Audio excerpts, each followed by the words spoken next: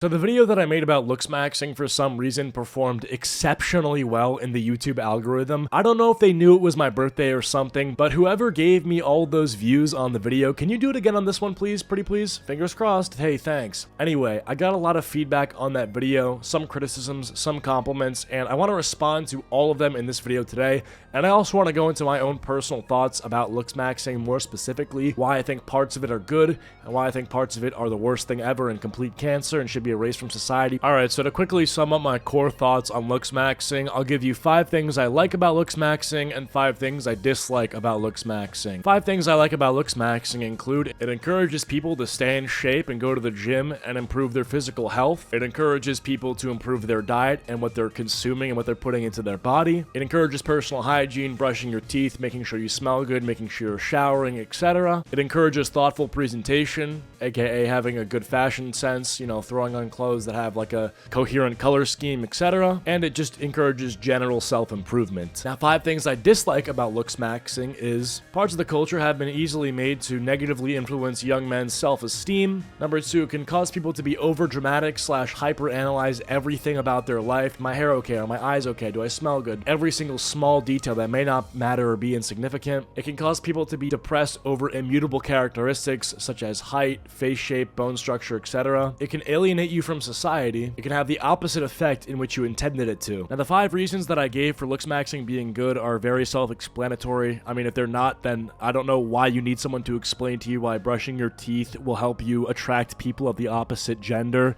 but I guess ask your dad why. Go up and ask Pops if he had that stank breath when he met your mom. Bro had that slobbering dog riz. Anyway, the 5 reasons why I dislike Looksmaxxing I want to expand upon, because a lot of people were commenting stuff like, well bro, the positives outweigh the negatives. And they were saying that as if it's something I don't agree with. Like, overall, I think Looksmaxxing has been a good incentive for young men to start leveling up their game in almost every single aspect of their life. But yet the concept of Looksmaxxing is separate from the movement and the culture, and that's kind of where the problem spawns, is with the culture and the movement. Because anytime a trend goes viral or big enough on the internet, there's always going to be a market created trying to sell you something based on that trend. And the things that trends inspire people to buy can range from good to bad, obviously. I mean, think about jewels. Jewels were pretty big, you know, forever ago, and people started vaping because they were trendy. And then there are things that are completely innocuous, like fidget spinners or hoverboards, you know, just like toys that people can play with. But with this Looksmaxxing trend, people are being sold an idea that they can achieve something that is just not possible. In my last video about Looksmaxxing, I talked about how an Instagram account with 30,000 followers was peddling his website where he sells a class on how to grow taller. Now, if you are not developmentally challenged, it doesn't take a genius to understand that there's nothing you can study for to grow taller. Height is immutable. Height is something that is genetically predestined. And if you do think that you can change your height magically by taking certain steps, if height is malleable, then why are the people that take this class, why aren't every single one of them 6'5" or 6'6"? Is it just because they're not training hard enough? Is it because of their diet? Well, you know, the guy selling you the class will probably say yes, because then you can change things about that. But the real answer is no. Just like eye color, height is genetically predetermined. And if you really think about it, some of these Looksmaxxing influencers are making their money off of denying biological reality. I'll tell you right now, the truth is, if you want to be 6'5", you're going to have to get like some sort of bizarre surgery that's only legal in certain countries. You know, there's a practice in this field of therapy called cognitive behavioral therapy, also known as CBT, called radical acceptance. It's the idea that you radically accept the things that you cannot control. The idea being, living in perpetual denial is hell, okay? Convincing yourself that you can reach something that is impossible is hell. Coming to terms with who you are and realizing that there's only one of you and there will only ever be one of you in the universe is actually a beautiful thing. All of the influencers and accounts that are making money off of people not accepting themselves and what they are and are not capable of are evil. Now, for those of you who don't agree with me or who are not yet convinced, let me draw a quick comparison to you. Tell me what is so different than an influencer with 30,000 followers convincing his audience of 13 to 14-year-old boys to get height enlargement surgery in Turkey than a drag queen telling that same group of boys they need to have a genital surgery. surgery. Hypothetically, the drag queen would say they need to have their genitals removed, so it's gender affirming. But the guy who runs the Instagram account for Looksmaxing would say the same thing. Oh yeah, these boys need to get taller so they can be a real alpha and Looksmax. That's basically just gender affirming surgery for non-transgenders. Like imagine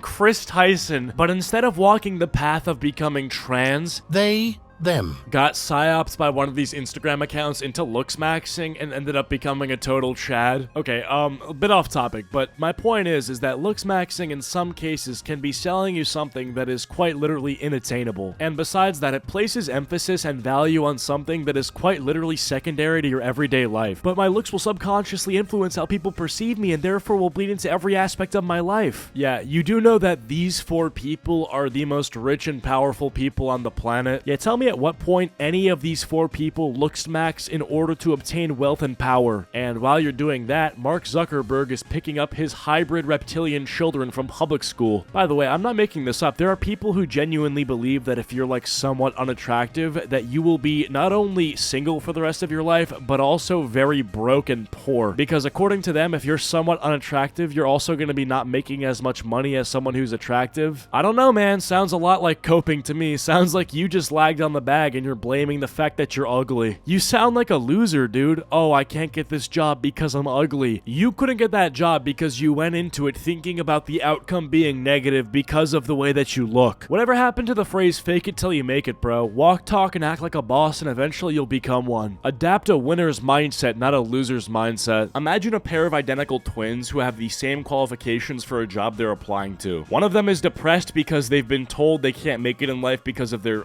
attractiveness, and the other one is just a normal guy. Who do you think is gonna get the job? Anyway, toward the end of my last video, I talked about how there's this culture of people that worship male models in the Looksmaxing community because basically they're just attractive and they've won the genetic lottery. It wasn't a super serious point in my video, but I just thought it was strange how there are some guys who run accounts that make fan edits for these male models that do runway shows and stand there and look pretty. I was like, bro, this is kind of gay. And that's all I was really saying. And I got this one comment on my video that has 821 likes, and it says, men worshipping men isn't that weird. Think about Arnold Schwarzenegger. He had many male role models he liked and saw as an inspiration. He had posters, etc. hanging in his room. Doesn't mean they're gay. Females do the same thing without being gay. I wish people would stop calling people gay for being inspired by the same gender. As long as it's not obsessive, it shouldn't be the problem. And I actually completely agree with what he's saying, but I think there's a difference between what he's saying and what my point was. I said, I think the difference is that Arnie worked hard to get his physique. These male models just won the genetic lottery. They're famous because they are attractive. That's really it. I think that of all the men to idolize, it's strange for it to be male models. I hope you guys can see my point here. Being inspired by someone like Arnold Schwarzenegger is different than being inspired by someone like Chico Lachowski, because Chico is just like a good-looking guy because he was born with the genetics to be good-looking. Arnie has one of those Greek god physiques because he's put in like hundreds of hours into grinding at the gym and personal resilience, things that you can work toward. You can't work toward having the same DNA and genetics as one of these male models. It's just not something that you can attain. But yeah, I just wanted to respond to some of the comments on that video, so leave a like if you enjoyed, leave a dislike if you didn't enjoy, and I'll see you guys all in the next one.